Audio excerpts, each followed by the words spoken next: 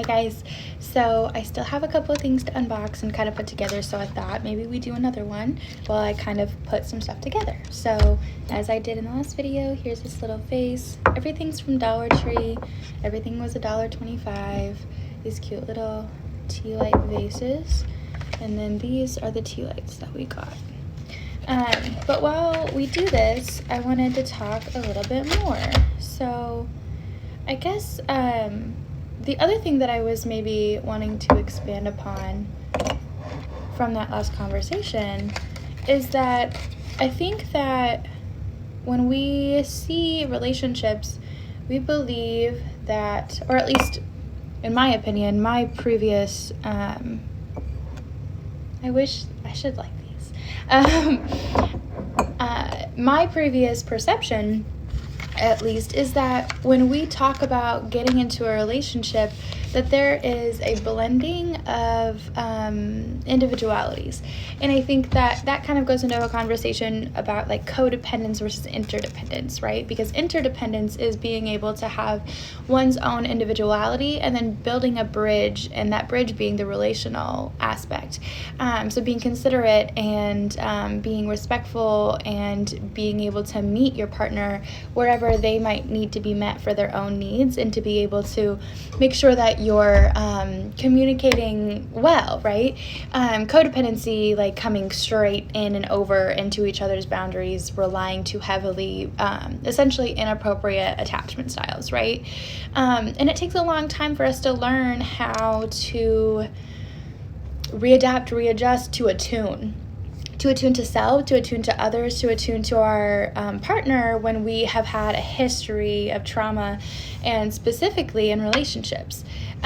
What's interesting to me about that, excuse me, is that a lot of times we talk about doing the work, right? Like needing and wanting to do the work in relationships and before relationships, wanting to be with a partner who thinks it's important to go to therapy, wanting to be with a partner who has done the work to heal their own childhood shit, their baggage, their whatever the case might be.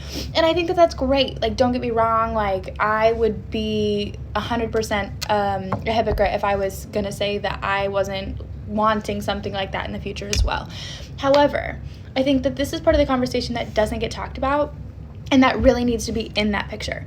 And that picture is that you can do as much healing as you possibly can individually. You can go to therapy. You can choose to not go to therapy. Just because you go to therapy doesn't mean you're healed. There's thousands of people who go to therapy and still don't heal. They're long-term clients. They go for 10, 15 years and still try to utilize the therapist to validate their own sense of self. Just because you go to a therapist or utilize some kind of a healing process doesn't mean you're learning from it, right?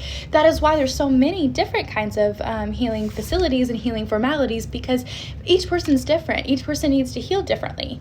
But regardless of that, what's important to note is that okay, I have to be quick. My phone's gonna die.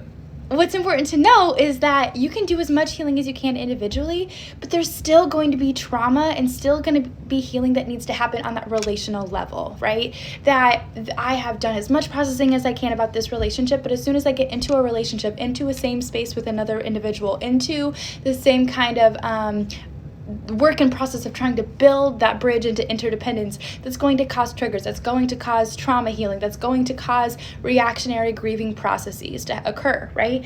And so we need to be able to be gracious with our partner and be able to also have a sense of detachment that's healthy.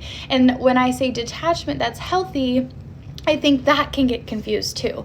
And I want to be clear that that doesn't mean to detach from your partner's needs or wants or desires, or to not be present in the relationship. What I do mean is that you have to be able to have enough of a healthy detachment or healthy attachment, truthfully, to be able to know that, okay, this is the portion where my partner is working on themselves and I need to take a step back.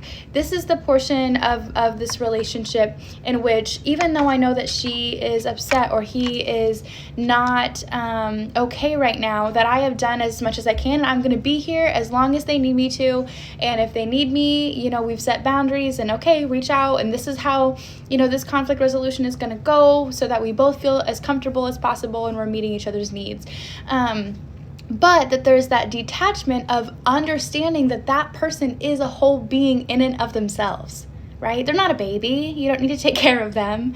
They're not your mom. You're not their mom, okay? And with that comes into that joint conversation that we just talked about, that they've had full experiences prior to us, which means that there's going to be things that are important and sacred to them, memories, experiences, and maybe even items that they have gathered throughout their lifetime, right? And that it's okay for those things to still have meaning. It's okay for them to still have attachments from prior that have an importance to them, right? As long as it's appropriate and it's fitting and mending into the boundaries that you guys have set as a couple, right? I guess for some reason I feel like it's important to note that I often see this kind of healthy detachment, I suppose, expressed. I guess I'm not one to be able to determine whether it's healthy or not, but I see the kind of detachment that is healthy that I'm trying to express when I see polyamorous couples discuss the conversation about sexuality, right? The conversation becomes, well, how could you let them have sex with other people or build attachments with other people? And essentially, the argument from these people, it's not an argument, but the explanation is that these people, I don't hold them. I don't own them. They don't belong to me. Instead, I merely am a relationship in their life that I am also honoring and allowing them to have, or I shouldn't even say allowing, I am okay with the fact that in this relationship dynamic, our boundaries are not limited to more than one relationship that has this kind of dynamic in it. Right? And to me, whether or not you're monogamous or not, right, that is the kind of detachment I'm talking about. That we have the ability to recognize that this person has a whole worldview that has been developed and curated by the experiences that they have built upon in their own life. And we should be able to be gracious and have gratitude for the fact that we are even able to share a minute level of that experience with this person. And hopefully that we want to learn so much about them that we get to know all of the other versions of themselves that they offer, that they hope to bring to the table for us. That's my thought. Let me know what you think about it. I'll talk to you later.